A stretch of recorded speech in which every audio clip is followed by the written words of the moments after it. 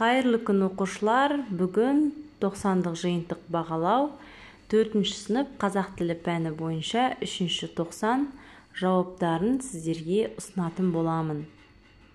Видеоны соңына шейін көріңіздер, және де менің каналыма тіркеліп, лайк басып, комментарий қалдыруды ұмытпаңыздар.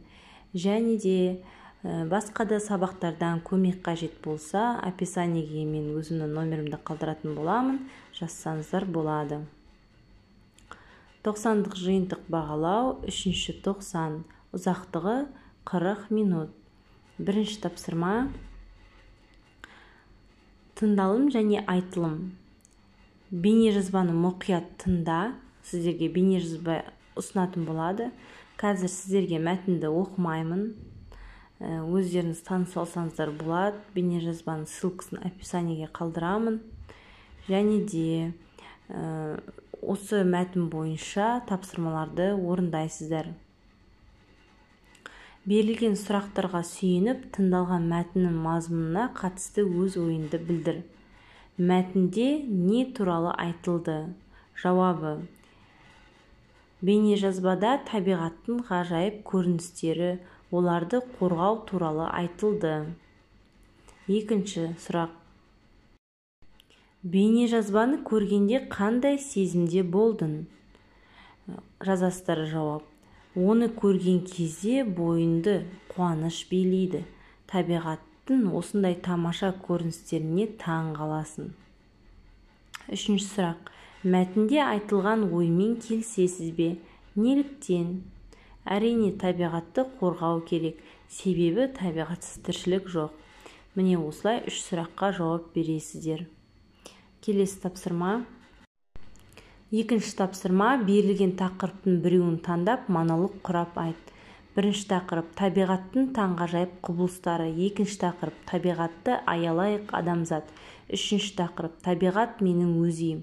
Осы 3 тақырыптың біреуін таңдап, сіздер монолог құрап жазасыздар. Тірек сөздер беріліп тұр сіздерге: табиғат көрінісі, егіз ұғым, азаматтық парыз, ғажайып әсемдік, аялау, орны ерекше. Сіздерге үлгі ретінде бір монолог құрап жаздым. Тақырыбы: табиғат пен адам егіз ұғым.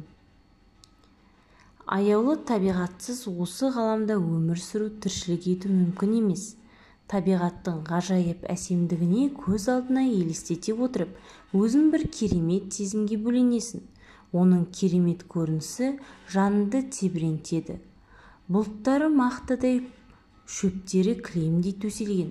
Табиғатты аялау әр адам үшін маңызды. Себебі адам да табиғаттың бір бөлшегі.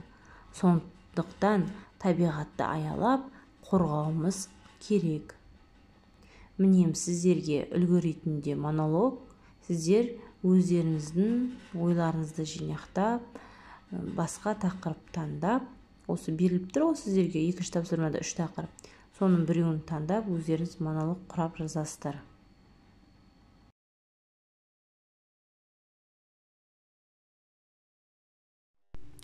Келесі тапсырма оқылым. Екінші тапсырма: мәтінді түсініп оқы. Кішкентай бағбан. Садықтың әкесі бағбан.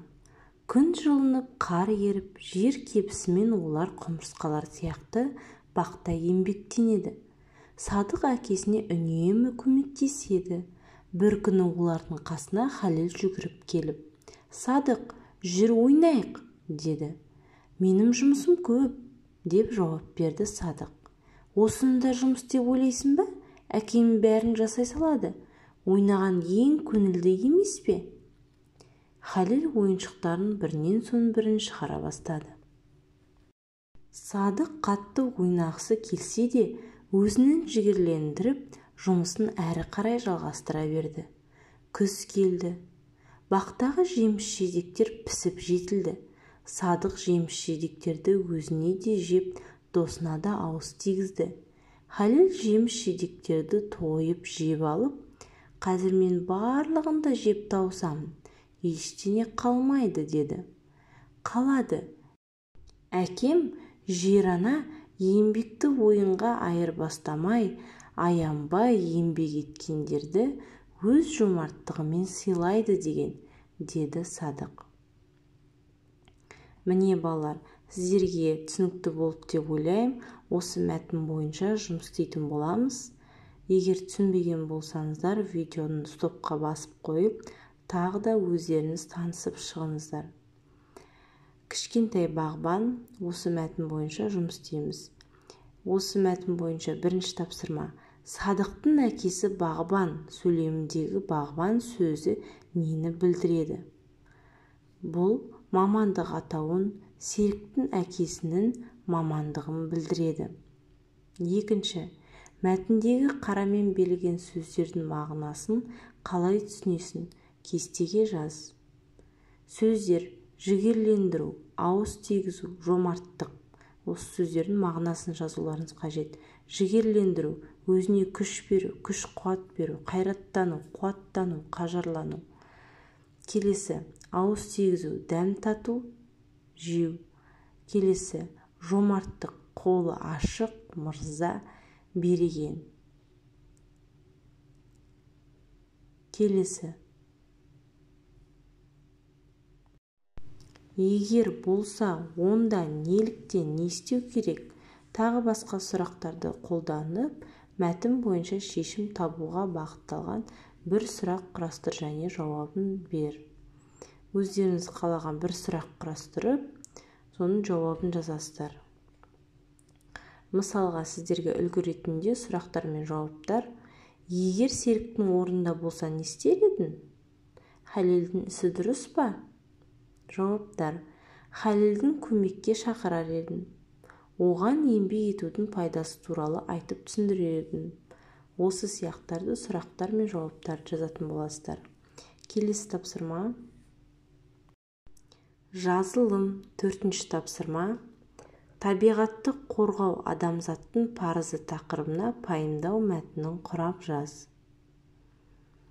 Шағын пайымдау мәтінін жазуларыңыз қажет. Міне сіздерге мысал ретінде. Табиғат бүкіл тіршілік атаулының аялы бесігі, құтты қонысы, өсіп өнер мекені. Халқымызда жер-ана деген ұғым қалыптасқан. Сондықтан да жерді өзіміздің анамыздай көріп, оны қорғап, қамқорлық жасау баршамызға ортақ іс. Адам өзіне қажеттілігінің бәрін табиғаттан алады. Сол себепті табиғат міндетті түрде таза болуы тиіс. Бүгінгі таңда табиғатты қорғау туралы көптеп айтылуда. Өйткені адамның кейбір іс-әрекеттері табиғатқа зиян келтіруде. Осылай жалғаса беретін болса, болашақ не болатынын елестету қорқынышты. Сондықтан да біз табиғаттың қамқоршысы болуымыз керек екенін ешқашан естен шығармауымыз қажет. Адам табиғатқа мейірімділікпен, сүйіспеншілікпен, қамқорлықпен қараса, ол үшін табиғат құтты қоныс болатынын ешқашан ұмытпайық. Міне балалар, бұл сіздерге үлгі ретінде пайымдау мәтіні. Осымен тапсырмаларымыз аяқталды. Назарларыңызға рахмет, сау болыңыздар.